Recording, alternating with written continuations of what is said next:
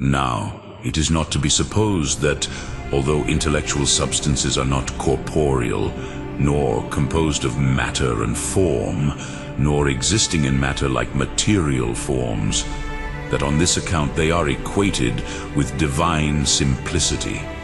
For there is found in them some combination of that which is not the same being in them as that which is. For if existence is subsisting, nothing is added to it apart from existence itself. For even in those whose being is not subsisting, that which is in the existent, apart from its being, is indeed united to the existent, but is not one with its being, except by accident, inasmuch as it is one subject having being, and that which is apart from being. As it is clear that Socrates, apart from his substantial being, has white, which indeed is different from his substantial being. For to be Socrates is not the same as to be white, except by accident. If therefore there is no being in any subject, there will not remain any way by which that which is apart from being can be united to it. But being, inasmuch as it is being, cannot be different, but it can be diversified by something that is apart from being, just as the existence of a stone is different from the existence of a man.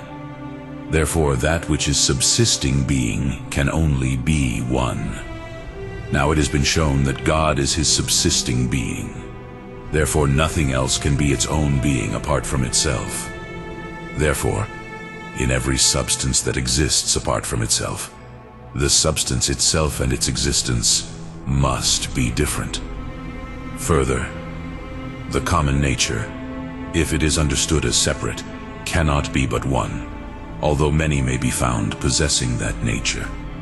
For, if the nature of an animal were to remain separate from itself, it would not have those things which are of man or of cattle, for it would no longer be only an animal, but a man or an ox. But when the constitutive differences of the species are removed, the nature of the genus remains undivided, because the same differences which are constitutive of the species are divisive of the genus. So then, if this very thing that is being as common as a genus, a separate being subsisting by itself, can only be one. If, however, it is not divided by differences such as genus, but by the fact that it is this or that, as truth has, it is more evident that there can be no self-existent, but one thing. It therefore remains that since God is a subsisting being, nothing else is his own being apart from himself. Still, it is impossible that there should be a twofold being that is completely infinite. For being that is completely infinite includes all the perfection of being. And thus, if there were two such infinitesimals, it would not be found whereby one would differ from the other. But a subsisting being must be infinite, because it is not limited by some recipient. It is therefore impossible for there to be any subsisting being apart from the first. Again, if there is a being subsisting by itself, nothing belongs to it except that which is a being insofar as it is a being. For what is said of something not as such does not belong to it except accidentally, by reason of the subject. Hence, if it is set apart from the subject, it in no way belongs to it. But to be caused by another does not belong to a being insofar as it is a being. Otherwise, every being would be caused by another, and thus it would be necessary to proceed ad infinitum in causes, which is impossible, as was shown above. That which is subsisting, therefore, must be uncaused. Therefore, no being is caused to be its own. Further, the substance of everyone is to him by himself, and not by another. Whence to be luminous is not actually of the substance of air, because it is to him by something else. But every created thing has its own existence through something else. Otherwise it would not have been caused. Therefore the existence of no created substance is its own substance. Again, since every agent acts insofar as it is proper for the first agent, which is the most perfect, to be in the most perfect manner of act. But something is so much more perfect in an act that such an act is in the way of later generation. For an act is a posterior power in time, in one and the same thing which proceeds from power to act.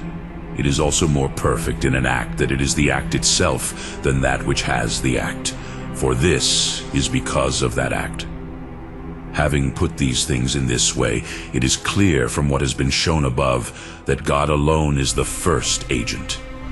It therefore belongs to itself alone to be in an act in the most perfect way. That is to say, to be the most perfect act itself. And this is the being to which generation and all motion is terminated. For every form and act is in potentiality before it acquires being. Therefore it behooves God alone to be himself, just as it behooves alone to be the first agent. Further, being itself belongs to the first agent according to its own nature, for God's being is his substance, as was shown above. But what belongs to one person according to his own nature does not belong to others except by way of participation, as heat to other bodies from fire. Therefore it belongs to all others to be itself from the first agent through a certain participation. But what belongs to someone by participation is not his substance. It is impossible, then, that the substance of another being besides the agent should first be itself.